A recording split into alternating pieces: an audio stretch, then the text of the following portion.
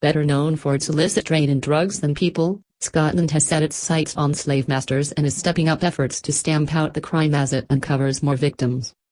Vietnam is the main hotbed, with many young people making tortuous journeys through Russia and Europe, having paid thousands of pounds for the promise of a decent job in Britain.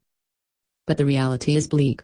Vietnamese arrivals often end up enslaved in nail bars and cannabis farms, or forced to sell sex, trapped in a global trade thought to ensnare 40 million people and generate $150 billion in annual profits for traffickers. While many are exploited in plain sight, prostituting on the streets or working in salons, Scottish police are struggling to secure justice as few people want to come forward or speak out. It is tough to gain trust. To get the full picture first time from victims who can be wary of the police, said Detective Inspector Brian Gallagher. Vietnamese communities can be insular in our towns and cities, which traffickers encourage. We need to educate police officers to be aware of the fact that there might be this hidden crime lurking under the surface, behind closed doors, and disguised by other crimes, he said at the Scottish Human Trafficking Squad's headquarters in Glasgow. Promised Land. Suspected trafficking cases surged in Scotland last year to 213, up from 150 in 2016, with about half of all potential victims coming from Vietnam, by far the main country of origin. Britain is sold as the promised land to many Vietnamese, who travel thousands of miles by foot, boat and lorry over many months, with northern France still a common gateway despite a crackdown on migrants and smugglers around its Calais port. Many people are then moved up through England and over the border into Scotland, but officials say some Vietnamese women have arrived via Scandinavia and Northern Ireland, and police expect other routes to emerge as traffickers adapt and evolve. No matter how many hurdles stand before them, or how many warnings they receive, the lure of wealth in the West is too strong to resist for many young Vietnamese, said Mimi Vu of Pacific Links Foundation, a US-based anti-trafficking charity. It is so hard to tackle the story spun by the traffickers, and it's all about the money, Vu, who spends much of her time raising awareness in Vietnam, said during a visit to Glasgow. It's their promise of the pot of gold that awaits in the UK versus our warning of abuse and slavery, she said, adding that advising people in Vietnam about rising anti-immigrant sentiment in Britain and uncertainty over Brexit has so far proved futile. Victims or criminals? Hoping to coax more slavs out of hiding, Scottish police chiefs are training officers to spot the crime, working with charities to help survivors during investigations and pushing prosecutors to utilize a new law that came into force in 2016.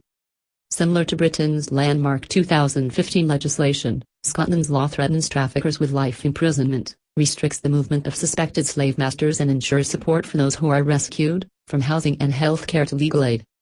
Only a handful of people have been convicted under the law, but police expect a gradual rise as more witnesses and victims are encouraged to testify, and prosecutors get up to speed. Trafficking and exploitation are an abuse of human rights, Scottish Justice Minister Humza Yousaf said in email comments.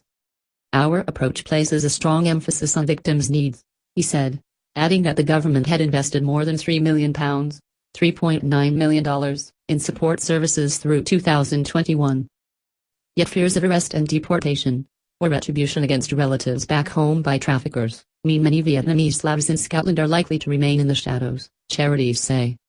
More and more Vietnamese ex-child slaves across Britain are being denied refugee status after turning 18, about 50 in 2017 compared to 54 over the previous 3 years, government data obtained exclusively by the Thomson Reuters Foundation revealed. Many of these youngsters are deported after serving jail sentences for crimes they were forced to commit in captivity, like drug offenses on cannabis farms, lawyers say. Young Vietnamese trafficking victims are being criminalized instead of being seen as victims of a crime, said Debbie Beadle, a program director at anti-slavery charity at Pop UK. Unacceptable. Back at the police headquarters, the anti-slavery squad cracked jokes with Vu of Pacific Links while comparing Scottish and Vietnamese traits, both good hustlers, and listened earnestly as she taught them basic phrases in her mother tongue. As well as aiming to gain insight and be more sensitive to the customs and culture of the foreign slaves holed up across Scotland, from big cities to craggy island outposts, police are also trying to boost public awareness and change attitudes. More than half of Scots surveyed by the government last year said they did not believe trafficking was an issue in their area, despite it occurring in 27 of Scotland's 32 local authorities. Yet the crime is growing and evolving across Britain, which is home to at least 136,000 modern-day slaves, according to the Global Slavery Index by rights group Walk Free Foundation, a figure about 10 times higher than a 2013 government estimate. People are being treated like commodities, Gallagher said, switching from back and forth banter to a business-like manner. We want to change the public's mindset so that they see modern slavery as unacceptable, much like what has happened with attitudes toward drink driving and domestic violence. The video is sponsored by cntronic.com.